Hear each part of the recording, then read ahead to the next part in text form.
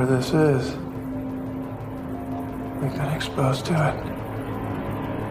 Hello everyone and welcome back to my channel, where I cover vampires, werewolves, and other supernatural creatures. In this video, we're going to be looking at the Netflix series V-Wars. This show came out in 2019 and only got one season before being cancelled. It stars Ian Somerhalder, who you probably know from the Vampire Diaries or the originals, Adrian Holmes, and also features Candace McClure, who is in Hemlock Grove. The show follows Dr. Luther Swan as he tries to stop the outbreak of an ancient virus that's been reawakened by melting glaciers. In this video, we're going to look at the different species of vampires from V-Wars, their origin, history, abilities, weaknesses, and more. If you enjoy videos about vampires, werewolves, and other supernatural creatures, leave a like and subscribe for new videos every week. Now, we don't really have to worry about a vampire outbreak, but we do have to worry about our online security, and today's sponsor Aura can help with that. Most of you are probably familiar with Aura by now. It's extremely helpful and I use it on a weekly basis. Aura helps protect you online, cut down on spam, and will even alert you if any of your sensitive information is found online, which is a common occurrence these days with data breaches. Bank of America recently announced a data breach, and here's what's even worse. They didn't tell anyone for months.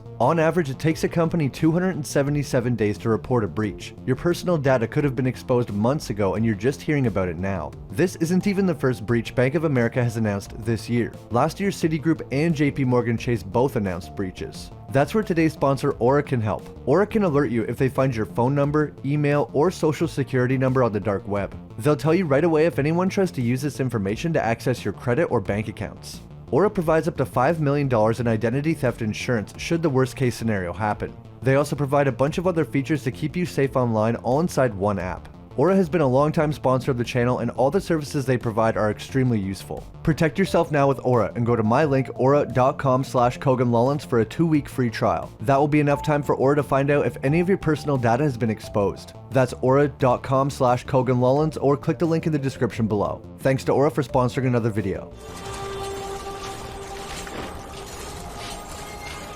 Let's start with how this virus was released. There was a small group of scientists working in an Arctic research facility. They were studying things being revealed by the melting glaciers. They're most worried about some kind of ancient virus we have no immunity to coming back to life. While conducting their research, they found some unknown biomass. The container broke and something was released into the air. One of the scientists began to feel the effects and knew something was wrong, so he took his own life. It's not exactly clear what happened to the others. They might have also took their own lives or killed each other.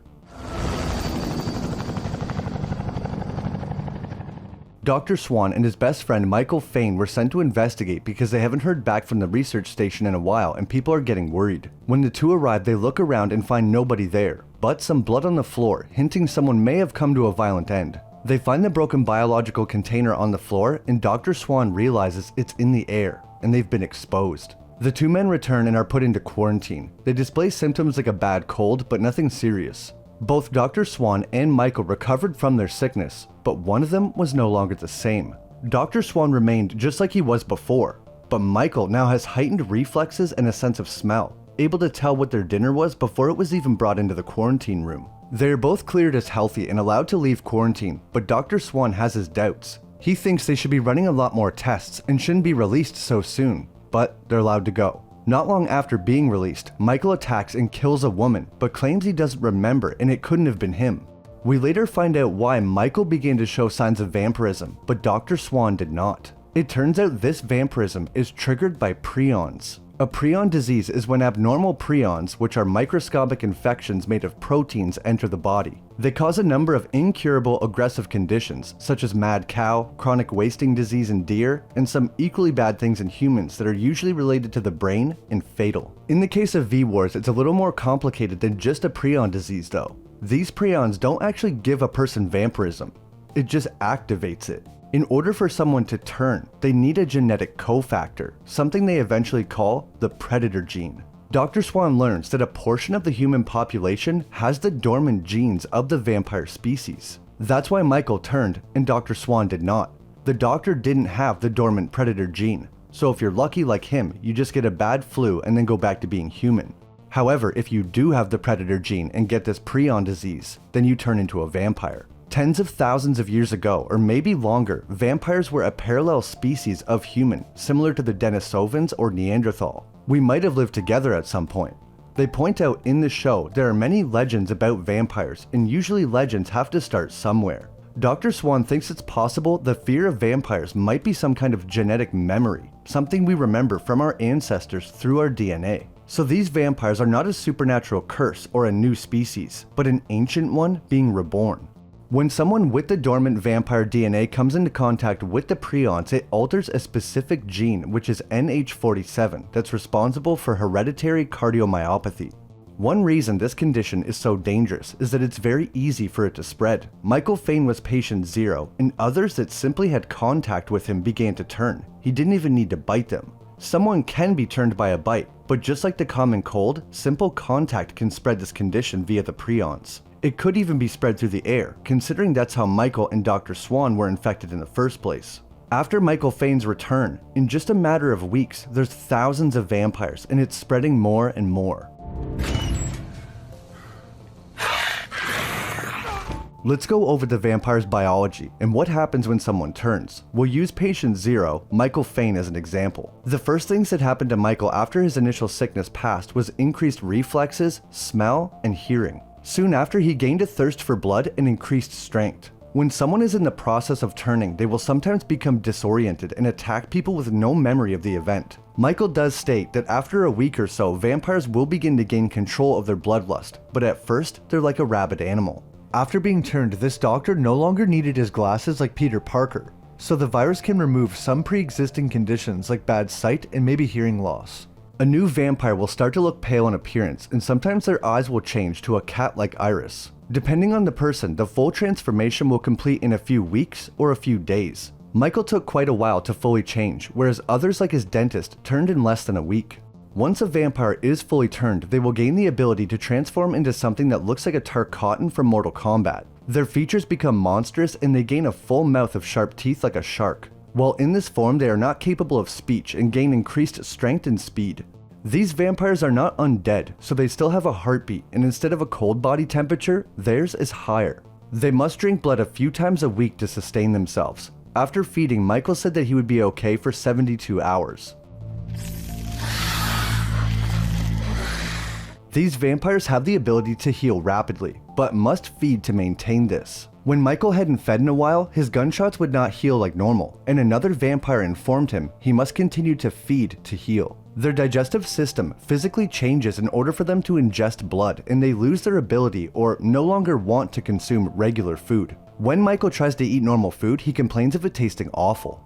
Fresh human blood is a vampire's preferred way to feed, but they can feed on blood from a bag. Vampires are able to consume animal blood, but it does not sustain them in the same way or take away their thirst. It must be human blood.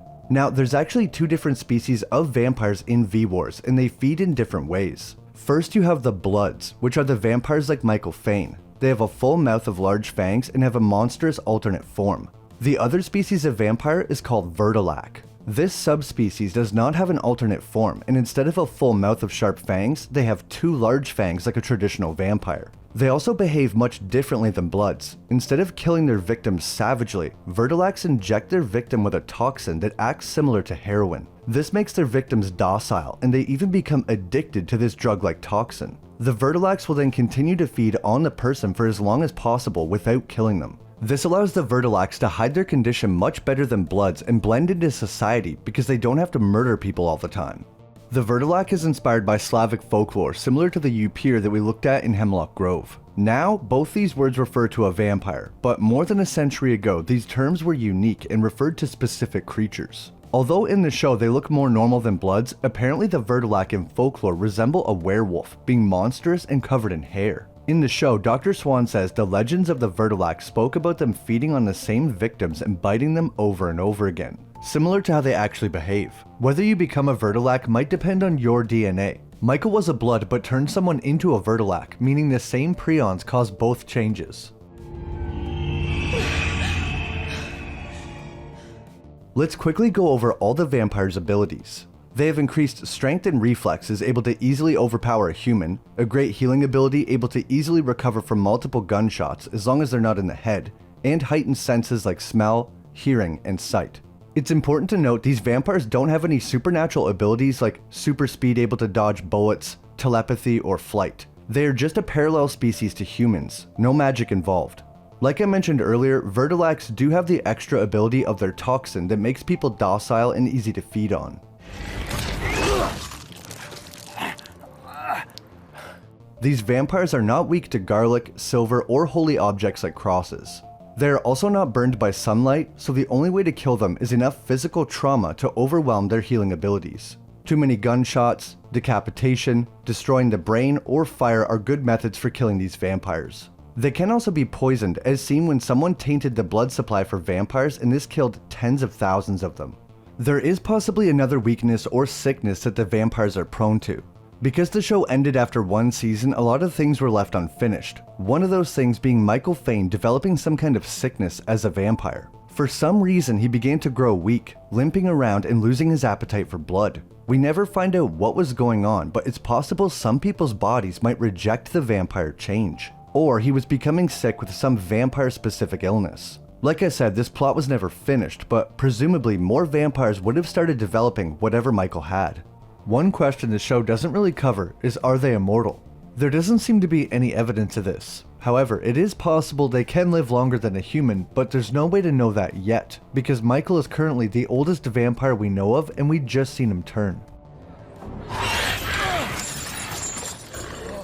As more people begin to turn into Bloods, society is starting to collapse like a zombie apocalypse.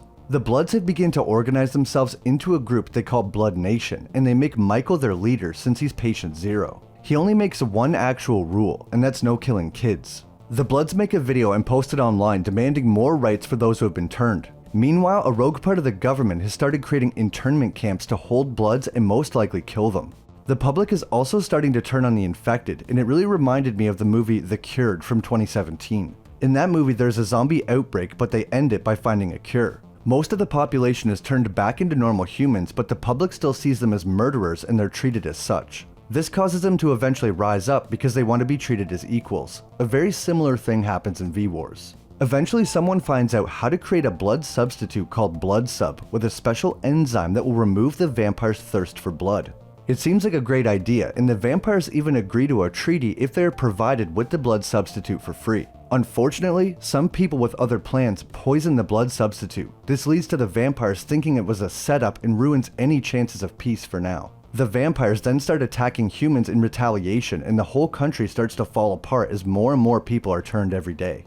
Their last hope of stopping this is Dr. Swan's son, Desmond. He has the Predator gene, got the prion virus, but did not turn. Somehow, Desmond is the one and only person they have found that's immune to this vampirism. The show ends before we get to see what happens with this plotline, but presumably, this means there is a cure to this form of vampirism. The new leader of the Bloods has got his hands on the original biomass that caused the outbreak. He goes live, telling everyone that he put it in the water supply of several large cities, so a lot of people are about to turn. He's also kidnapped Desmond, so he has the virus and the cure. That's my video on V-Wars. Honestly, I can see why this show only got one season, but the vampire virus did have some interesting aspects. The story of a virus being released from the melting glaciers was a unique idea and something I've actually heard people talk about. Not a vampire virus, but some kind of ancient virus we would have no immunity to, like Dr. Swan is talking about in the beginning of the show. I also liked the idea of the vampires being a parallel species to humans, and the vampirism was actually lying dormant in people the whole time.